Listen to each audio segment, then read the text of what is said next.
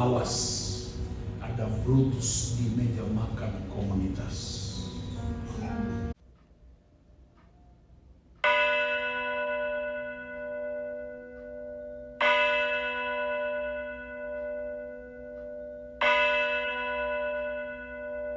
Lukas 22 ayat 15 sampai 16. Ketika tiba saatnya, Yesus duduk makan bersama rasul-rasulnya.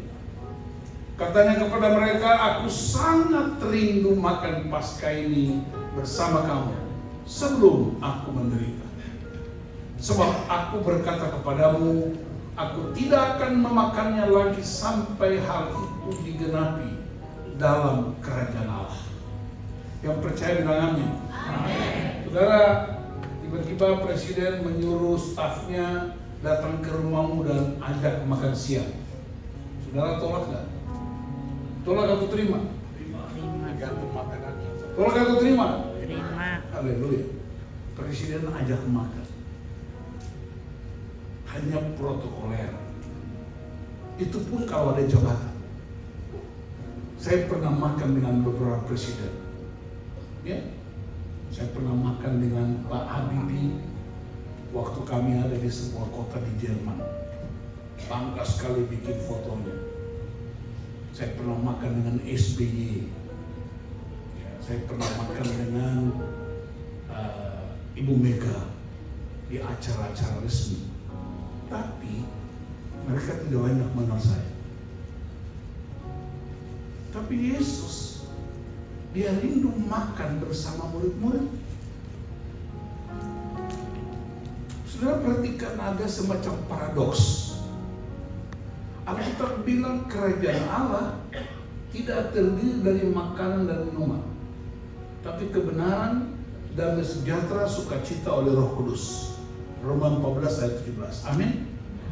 Tapi dalam pelayanan Yesus 3,5 tahun, mereka makan melulu.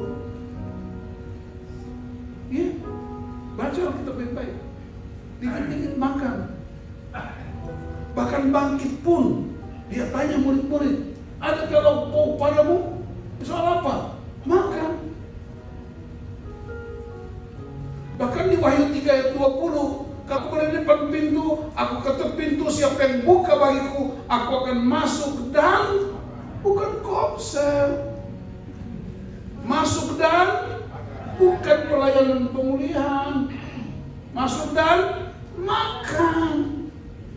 Saya rasa Yesus ini orang Ambon ini. Orang yang suka makan bersama itu orang yang murah hati, bilang amin. Ya, saya terangkan perjamuan kudus ini. Perhatikan ya saudara. Tapi kita waktu nikmati perjamuan kudus, kita benar-benar mengalami apa itu kuasa persekutuan. Hakikat makan bersama, jamuan itu dia bernama koramdeo. Bahasa Latin artinya hidup di hadirat. Rahasia terbesar sebuah rumah tangga bukan di kamar tidurnya. Rahasia keluarga terletak di meja makan. Itu sebabnya kalau udah ajak orang makan, Pak, Ibu maaf, hanya ini yang kami sediakan. Ya, sekali lagi meja makan menunjukkan siapa Anda dengan keluargamu dan Tuhan. Tapi hari ini saudara, meja makan tidak lagi kudus. Karena kalau 4-5 orang duduk di meja makan, mereka makan tapi sambil menengok handphonenya atau gadgetnya. Yang senyum-senyum itu bertobat, yang tidak senyum itu pelaku-pelaku utama. Jadi pastikan di meja makan kita bukan hanya menikmati makan minum, tapi di meja makan kita ada pesan-pesan yang mesti didengar. Amin. Yesus bilang, aku rindu makan Paskah bersama kamu. Paskah apa itu? Ada 2 jenis. Israel keluar dari Mesir, itu Pesye, melewati, bebas, merdeka, dan itu yang mau diperingati. Tapi sekaligus Yesus sudah menunjukkan, kamu juga akan mengalami kebangkitan. Jadi jamuan kasih adalah momentum paling ilahi dari segala momentum. Dan itu hanya bisa diketahui oleh orang-orang yang duduk semeja makan. Dan orang nggak pernah makan bersama musuh. Tidak ada orang musuh makan dengan musuh di tempat di meja makan. Yang makan bersama itu, Yesus ingin menunjukkan minimal 6 titik. Yang pertama, makan bersama berarti pesannya ialah ada relasi pribadi dengan setiap orang. Katakan amin. Hubungan yang amat dalam, hubungan yang tidak bisa dibayar dengan apapun. Yesus Tuhan dan Raja. Siapa yang sudah pernah ke Israel, boleh lambaikan tangan. Pernah masuk ke tempat Yesus atau ruang mereka makan. Gedung ini, ruangan ini mungkin 25 kali lebih bagus dari tempat Yesus makan yang mulia. Tapi di tempat itu ada pesan yang luar biasa. Hubungan kita, relasi kita tidak bisa digantikan oleh apa. Yang kedua, menunjukkan ada kekeluargaan. Sudah perhatikan murid-murid itu dari latar belakang sosial yang berbeda, terutama 2 murid yang sangat luar biasa. Matius seorang pemungut cukai, Simon orang Selot seorang nasionalis sejati. Mereka bermusuhan. Orang Selot ingin membunuh para pemungut cukai karena mereka memeras. Tapi mereka duduk bersama di meja makan karena di situ ada Tuhan. Pastikan bahwa waktu kita makan di meja bersama itu ada Tuhan di dalamnya. Dia duduk bersama dengan kita. Temukan pesan-pesan itu. Dia menunjukkan bahwa meja makan juga ada persahabatan sejati. Dia menunjukkan meja makan itu ada senasib, sepenanggungan. Pak Gembala dan istri sering sekali ajak kami makan bersama.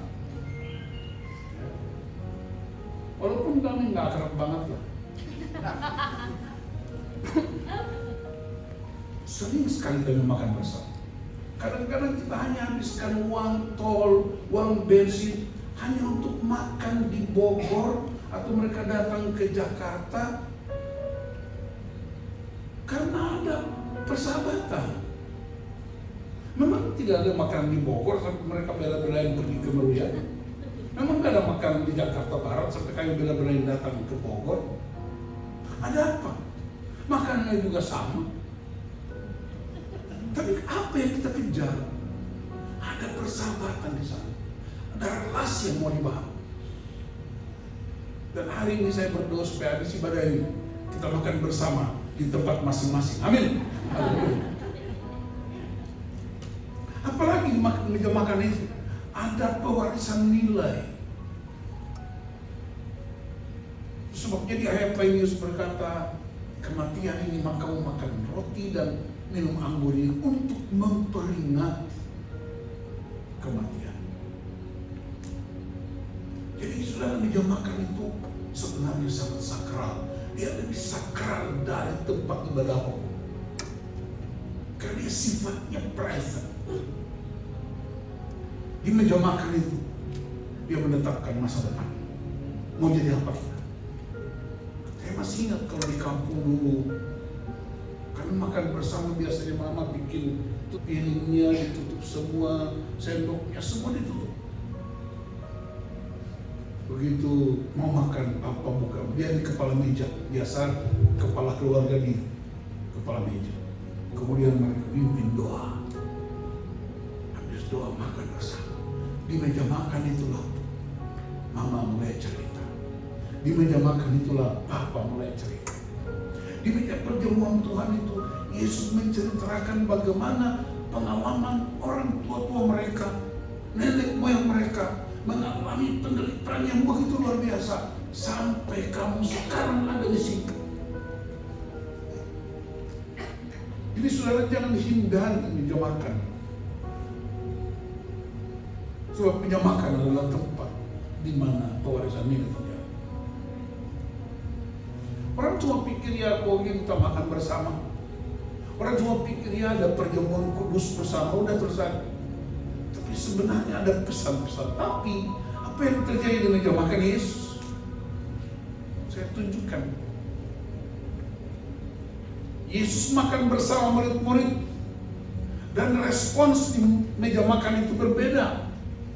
Ada yang menikmati dengan kusuk karena Tuhan dan guru mereka. Tuhan bagi roti dan anggur dan dia bilang, inilah tubuhku, inilah darahku.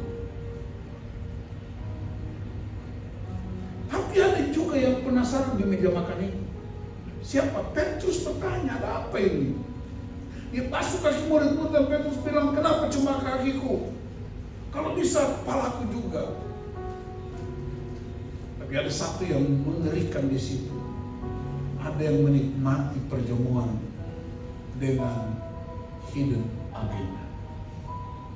Ada agenda terselubung. Di meja makan ada pengkhianatan, ada keserakahan, ada keinginan untuk kaya, ingin berkuasa atau terkenal, ada kepalsuan. Dan saya menggunakan istilah awas, ada Brutus di meja makan komunitas. Istilah Brutus itu terkenal dari dulu sampai sekarang. Cafe amicum credas, nisi quem proba feris. Berhati-hatilah, jangan mempercayai seorang teman kecuali engkau sudah mengujinya. Saya ulangi, berhati-hatilah, jangan mempercayai seorang teman kecuali engkau sudah mengujinya. Dan Pastor Gideon dan Ica, saya sudah menguji, karena itu saya berteman dengan mereka. Perhatikan, ini pepatah Latin yang diucapkan oleh seorang budak Suria yang dibawa ke Roma pada zaman Gaius Julius Caesar, Kekaisaran Romawi. Ada sebuah kisah yang menarik, yaitu kisah pengkhianatan Brutus. Brutus itu nama lengkapnya Marcus Junius Brutus. Dia mengkhianati bosnya, Gaius Julius Caesar, dalam sejarah Kekaisaran Romawi. Sehingga sampai sekarang peristiwa itu dikenang, bahkan muncul idiom-idiom baru yang terus-menerus diulangi sampai hari ini. Uang darah, uang suap, cuci tangan, lempar tanggung jawab. Kalau ada orang yang bikin salah, dibilang makan uang haram, uang darah, suap, uang suap, tidak mau bertanggung jawab, cuci tangan. Semua idiom itu datang dari peristiwa Brutus. Belajar dari pengkhianatan Brutus, Cicero seorang negarawan, orator, ahli hukum, dan filosof Romawi bilang begini, hostis aut amicus, non est aeternum commoda sua sunt in aeternum. Tidak ada lawan atau kawan yang abadi. Yang abadi hanyalah kepentingan. Kenapa bahasa Latinnya dikutip? Karena itu asing. Saudara nggak usah hafal. Tidak ada lawan yang abadi, tidak ada kawan yang abadi. Yang ada hanyalah kepentingan abadi. Dan itu yang terjadi dalam masyarakat kita. Kepentingan kekuasaan, kedudukan, harta, uang, atau tahta. Itulah yang membuat para anggota senat melenyapkan Julius Caesar. Nafsu kekuasaan lebih kuat dibandingkan dengan hubungan persahabatan, persaudaraan, orang tua anak. Brutus sudah dianggap seperti anak sendiri oleh Julius Caesar. Tapi demi kepentingan senat, sebelum dia membunuh bosnya pada tanggal 15 Maret tahun 44 sesudah Masehi, di kota Roma. Dia tewas dari tusukan 23 tusukan belati. Dan sebelum dia mati, Julius Caesar masih bisa melihat Brutus menusuk tubuhnya yang limbo. Dan Julius Caesar berkata, "Tu queque Brute filii, engkau juga Brutus, anakku." Saudara bisa lihat, anaknya sendiri demi kekuasaan, demi jabatan, demi uang, kepentingan senat di Roma, mereka membayar Brutus untuk membunuh papanya sendiri. Dari 12 murid Yesus, ada seorang bernama Yudas Iskariot. Dia dipercaya sebagai bendahara kelompok. Yang bendahara-bendahara di sini nggak usah tertuduh.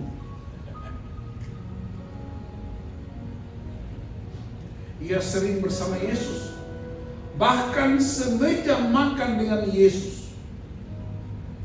Tapi karena nafsunya dengan uang, dia tega menjual gurunya, pemimpinnya, rabinya, sahabatnya, Tuhan kepada pemimpin-pemimpin agama Yahudi hanya dengan 30 keping perak.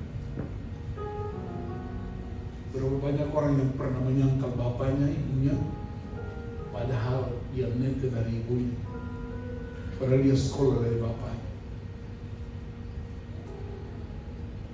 Jadi mari kita rayakan perjamuan kudus untuk diingatkan bahwa ternyata di perjamuan kudus itu ada Brutus, ada pengkhianat.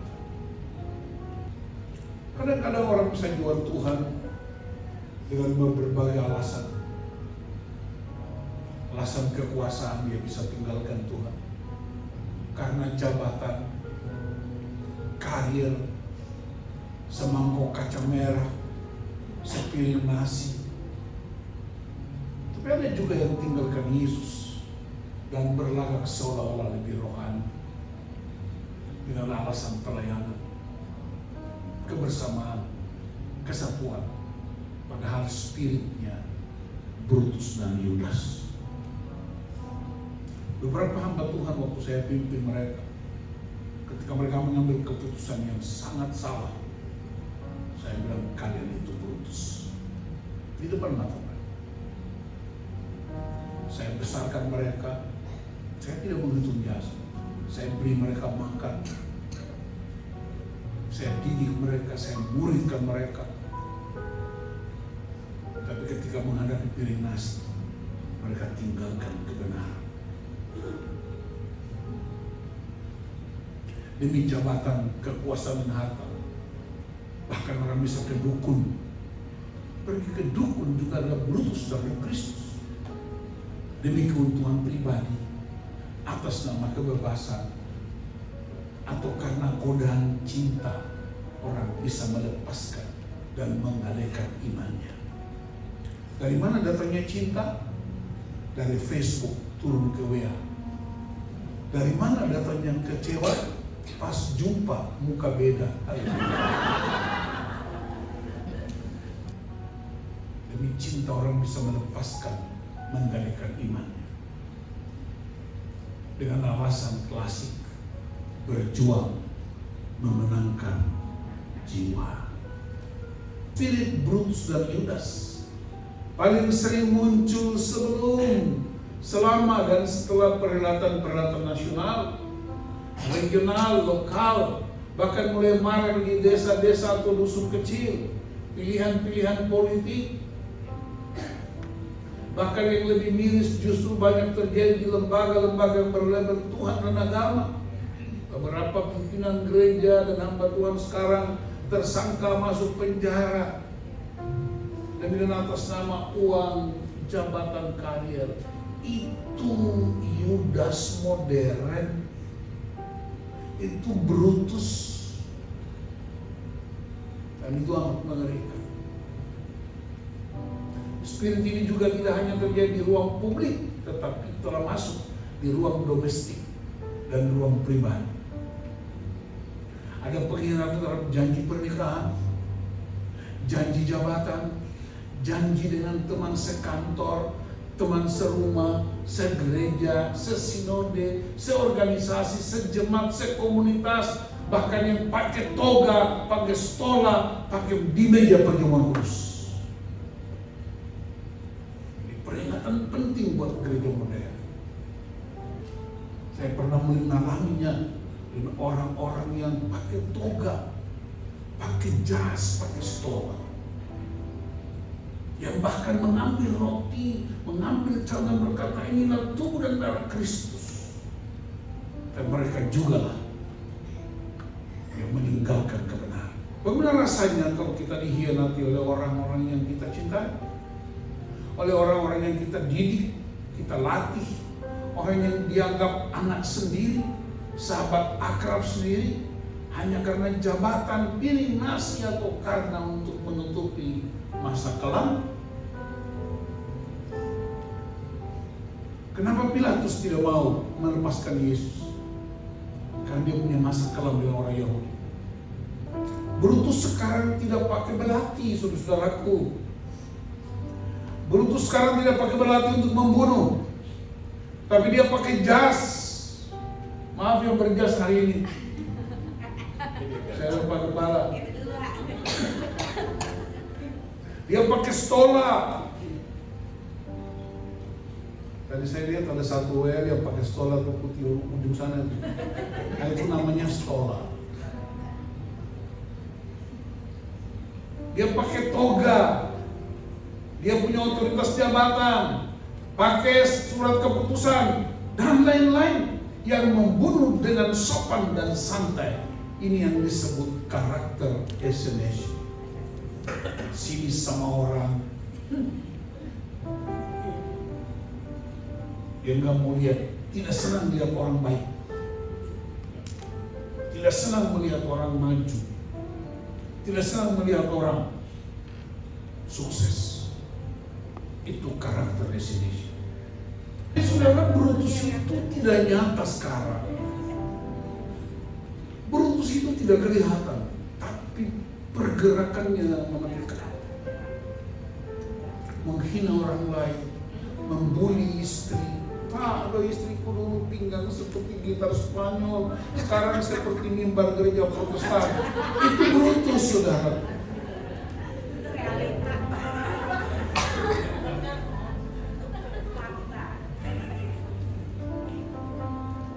Jadi mari kita belajar untuk tunduk di meja perjamuan, tunduk pada otoritas lain.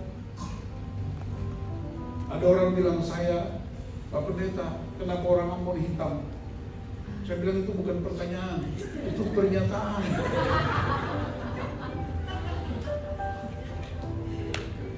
Kenapa Bapak itu botak? Orang botak itu orang diperhatikan Bapak di surga. Karena Matius 10 bilang, saya lari rambut jatuh atas izin Bapak di surga. Berarti berbahagialah wanita-wanita yang suamimu botak.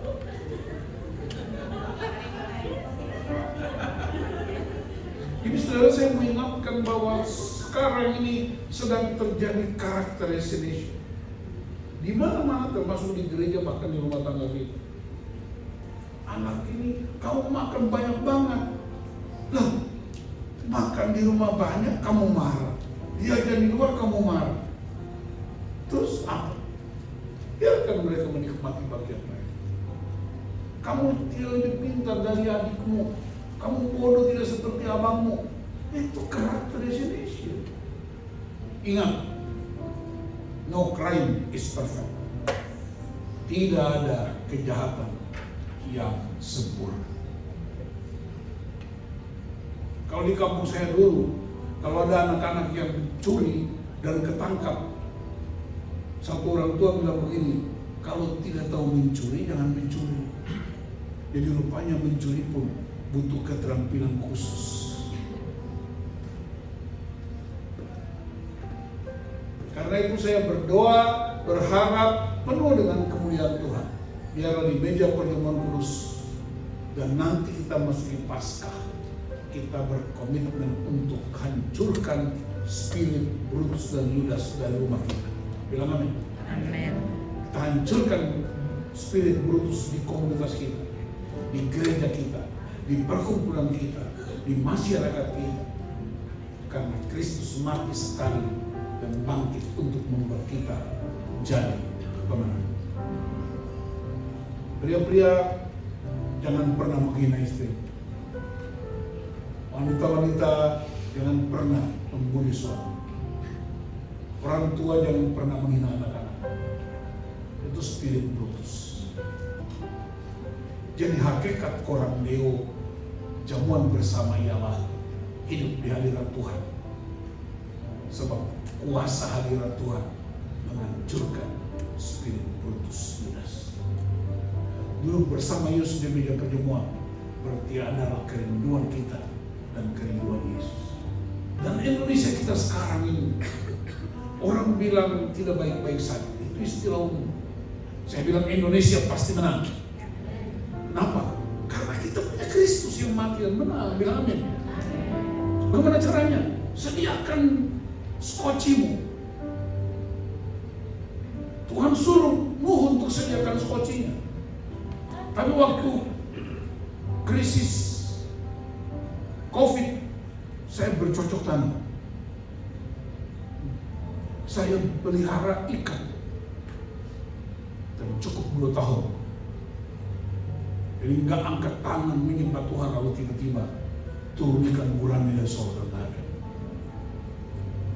Dan Tuhan memberkati pekerjaan tangan kita. Hidup di hadirat Tuhan bukan lagi menyembah di gereja terus. Hidup di hadirat Tuhan punya seluruh potensi kita gerakkan untuk memuliakan Tuhan.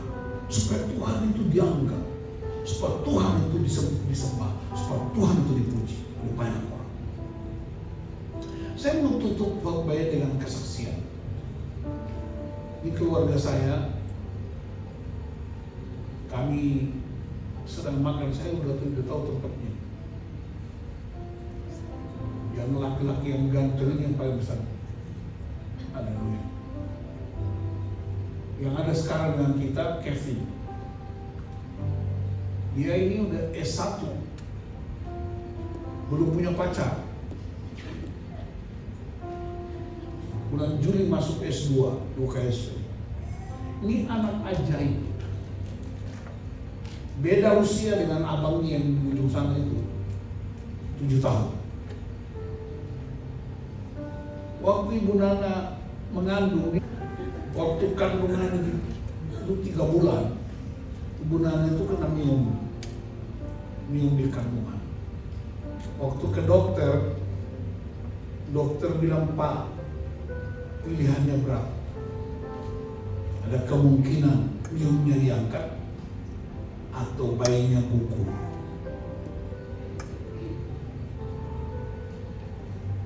Itu hari Jumat. Hari Minggu kami masuk ibadah perjamuan kudus. Saya ambil roti, saya angkat dan saya bilang begini, kalau Anda bersekutu di meja perjamuan Tuhan, roti ini tubuh Kristus, anggur darahnya, bukan sekedar liturgi gereja, tapi Anda yang sakit hari ini, Tuhan akan sembuhkan. Dan saya tidak sebut Ibu Nana khusus, walaupun saya tahu itu. Hari Senin sore kami ke dokter yang sama. Dokternya periksa dengan berbagai macam teknologi bolak-balik. Dia bilang, Pak, minumnya udah nggak ada. Bukan pendetanya yang pimpin perjamuan, tapi yakin dalam darah dan tubuh Kristus ada kuasa. Di leher sebelah kiri Bu Nana itu, saya nggak tahu istilahnya, namanya apa istilah itu? Lupa. Dia pokoknya benjolannya itu amat berbahaya. Kami pun belum terlalu lama pergi ke rumah sakit, dokter ahli. Saya lihat dengan mata telanjang saya tuh, dokternya cuma taruh tangan begini. Bayar 800.000. Sini, Pak Happy, biar saya dokter cuma begini. Persiapan operasi, kayu pergi ke bagian administrasi, bayar 800.000. Wih, cuma baru jadi. Persiapan operasi 8 juta rupiah. Oke, terima kasih Pak Daud. Kita bayar jari yang tadi itu. Operasi langsung pulang ke rumah. Tiap malam salah satu pekerjaan saya ialah ketika Ibu Nana tidur nyenyak, saya taruh jari saya, nggak bayar. Dalam nama Yesus, kuasa darah Kristus. Suatu ketika ada perjamuan kudus dan benjolan beliau hilang tulangnya. Haleluya.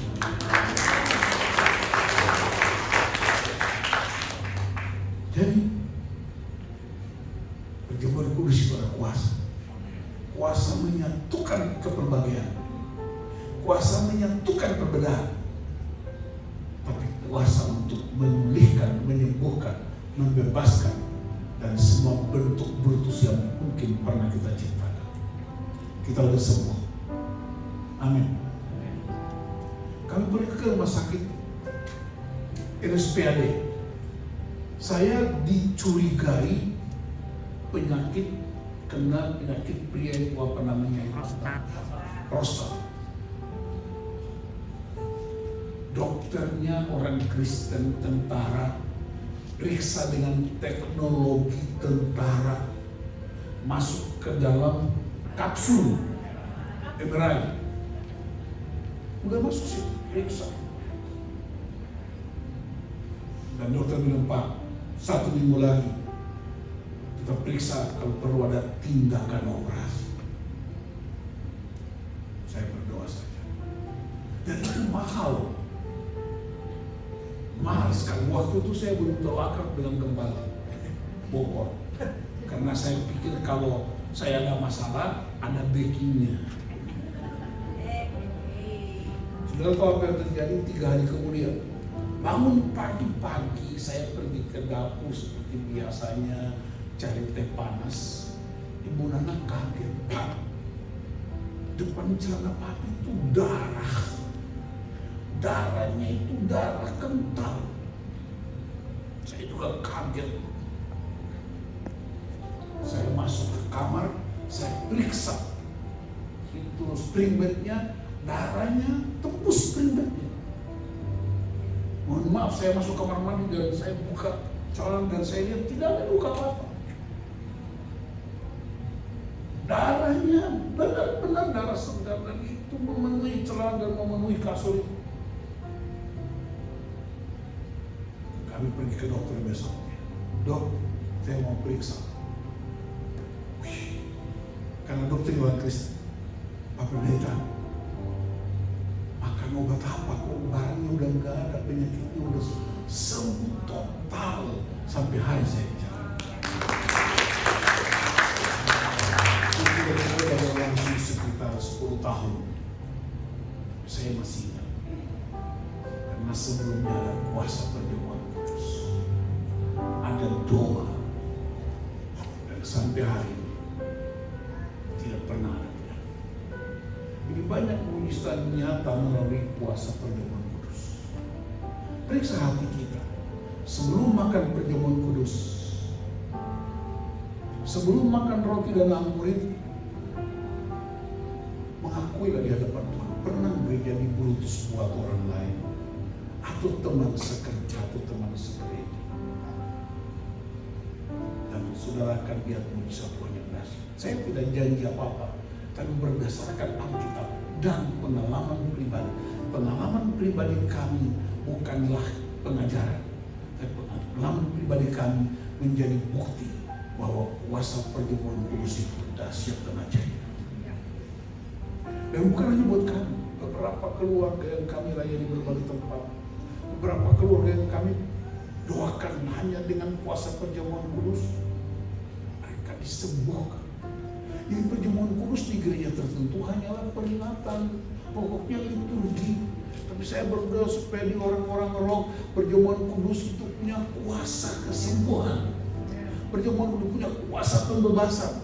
Perjamuan kudus itu nyata kuasa darah Kristus. Jadi hari ini saya mau katakan nanti Pak Gembala yang pimpin perjamuan kudus. Tapi saya mau bilang buat saudara yang dengar firman Tuhan hari ini, sakit penyakitmu disembuhkan karena kuasa perjamuan kudus ini. Ketakutan, kecemasan akan lenyap dari hidupmu. Perbuatan tanganmu Tuhan akan berkati. Apapun jenisnya. Satu aja kita kerjakan. Mari datang kepada perjamuan kudus ini. Yesus yang minta, aku rindu makan bersama kalian. Bukan kita yang minta, dia yang minta. Berarti ada apa? Ada kuasa yang mau dia kasih. Ada pesan yang mau dinyatakan. Hidup Kristus menjadi hidup kita. Kalau ini kita praktekkan, Jumat Agung menjadi bermakna. Jumat Agung bukan liturgis. Jumat Agung itu peristiwa pertumpahan darah, peristiwa tubuh Yesus disobek.